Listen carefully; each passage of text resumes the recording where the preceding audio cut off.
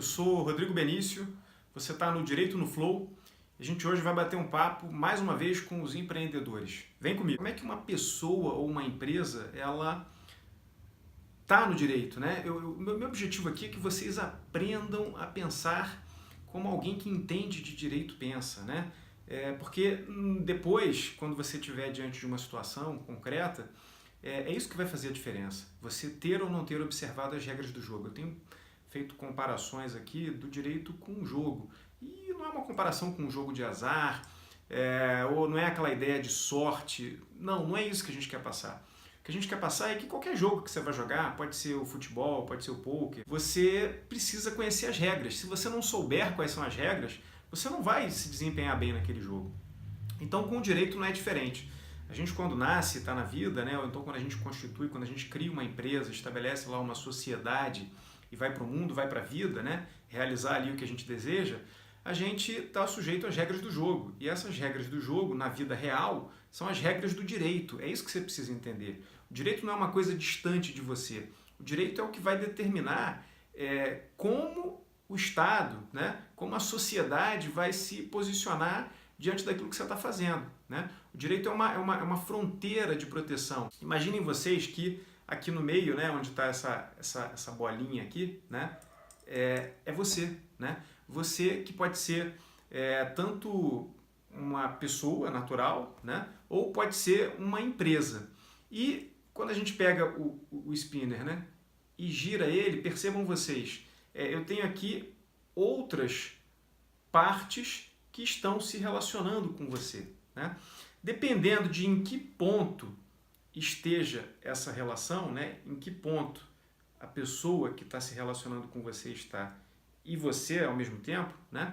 É um ramo do direito que vai tratar disso. Então, vamos dar exemplos aqui. Então, cada relação dessa, né, ela demanda um ramo do direito para disciplinar essa relação. O mesmo acontece com uma empresa. Se você pensar que nesse centro aqui, o que está posicionado é uma empresa, né, e não uma pessoa natural, portanto, uma pessoa jurídica, né, as empresas normalmente são pessoas jurídicas, uma pessoa jurídica e não uma pessoa natural, da mesma forma. Se essa pessoa jurídica está se relacionando com um consumidor, eu vou ter o direito do consumidor.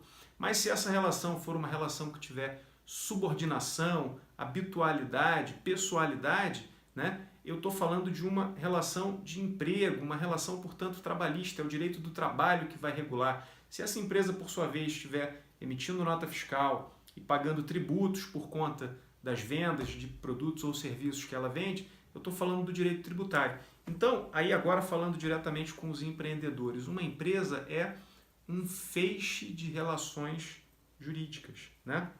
Uma empresa, ela estabelece, uma empresa ou uma pessoa, mas a gente está falando hoje aqui com os empresários, ela estabelece relações jurídicas com as várias partes com as quais ela se relaciona. E dependendo de com quem você está se relacionando e em que papel você está naquele momento, é um determinado ramo do direito que vai disciplinar aquela relação para você. Nos últimos episódios a gente falou das startups, né? Falamos no sentido de conceituar o que é uma startup. E aí eu queria fazer um intervalo aqui, uma pausa, para te sugerir o seguinte: mesmo que a tua empresa ela não seja uma startup conforme o conceito de startup, tá? Digamos que você não preenche esses 3 requisitos e, portanto, não pudesse ser considerado uma startup.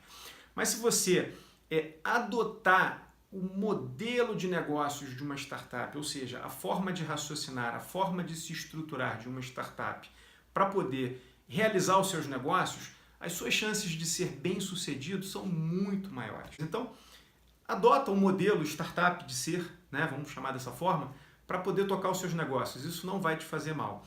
E aí hoje a gente vai falar sobre o quê? Hoje a gente vai falar sobre o direito das startups, né? Se eu tenho dito aqui com muita ênfase que conhecendo as regras do jogo você vai jogar melhor e jogando melhor você vai aumentar as suas chances de ser bem-sucedido, né, de não fracassar, e não importa você ser uma startup ou não, mas se você adotar um modelo de negócios da startup, você aumenta as suas chances mais ainda.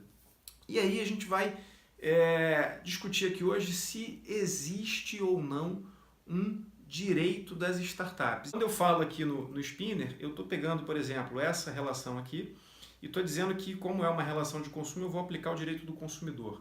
Essa outra relação aqui, por sua vez, como é uma relação trabalhista, eu vou aplicar o direito do trabalho. E essa outra aqui eu vou aplicar o direito tributário. Enfim, vocês estão vendo que tem ramos específicos do direito que correspondem a um conjunto de leis que eu aplico a uma determinada relação jurídica, né? Então, o que vai determinar se eu vou usar um ramo do direito ou outro ramo do direito? É o tipo de relação jurídica que tiver em cena ali naquele momento. Se for trabalhista, direito do trabalho. Se for do consumidor, direito do consumidor. Se for tributária, direito tributário. Eu te pergunto, as startups, elas, ao serem criadas e estabelecerem os seus negócios, elas representam uma espécie de relação jurídica diferente? Não. A resposta é não. A startup é uma empresa como outra qualquer. E até por isso que eu estou sugerindo que você adote esse modelo de negócios para poder tocar a tua empresa, mesmo que ela não seja uma startup. Por quê? A diferença que tem numa startup é que ela tem que ter uma performance, né? Ela tem que ter um desenvolvimento, um progresso muito veloz. Ela tem que ser muito boa naquilo que ela faz. E isso, gente, é uma coisa que todo mundo tem que ser hoje. Todo mundo tem que ser bom naquilo que faz, né? O mundo não é mais feito de títulos. Não importa se você tem um título, se você se formou na faculdade A ou na faculdade B.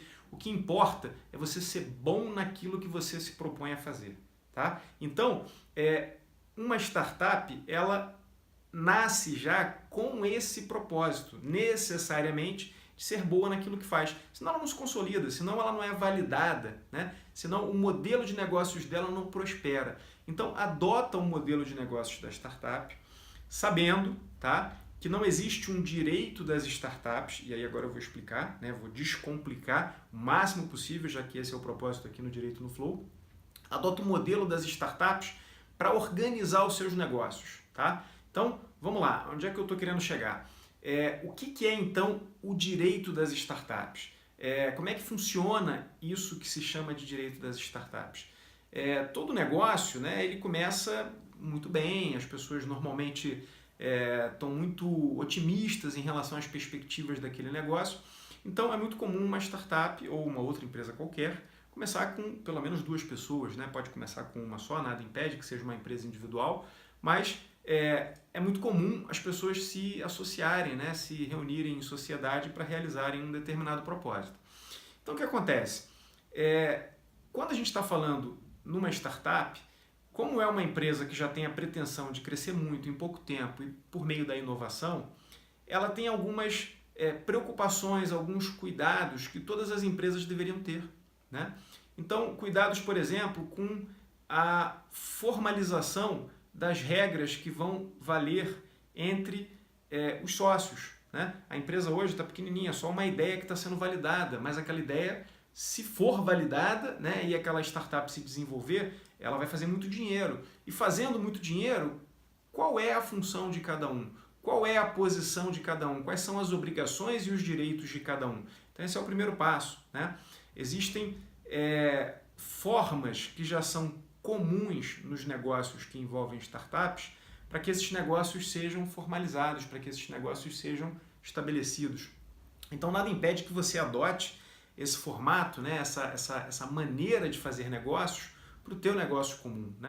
E por que não usar isso também numa empresa que não seja uma startup, né? Digamos que você tem uma empresa que não está trazendo a rigor nenhuma inovação. É uma empresa que vem com uma proposta tradicional. Digamos que você vai abrir um restaurante ou uma padaria, né? Ou que você atue na construção civil e preste serviços para os outros. Você pode não estar trazendo nenhuma inovação, mas você também quer que a sua empresa cresça. Você não está criando aquela empresa para que ela tenha resultados medianos. Você está criando aquela empresa com o propósito de que ela fature muito, de que ela seja uma empresa bem-sucedida. Então, por que não, desde o início, né, criar essa empresa com a documentação, com os contratos, com as regras necessárias para que ela possa receber investimentos no futuro? E mais do que isso, né, por que não criar essa empresa prevendo já soluções para problemas que possam ocorrer no desenvolvimento dessa empresa à medida que ela vai amadurecendo. Então, o profissional do direito, ele já está habituado com isso, né? Ele lida, né? Principalmente o profissional da área empresarial, da área de direito empresarial, ele lida o tempo todo com empresas. E ele lida com empresas nas várias fases do seu desenvolvimento. Então, desde quando a empresa está nascendo até o momento em que essa empresa sofre algum tipo de problema e tem uma demanda no judiciário, né? Enfrenta algum tipo de questão. E aí, se você, gente, acreditem, tiver já se organizado conforme as regras do jogo, vai ser muito mais fácil você lidar com essa situação.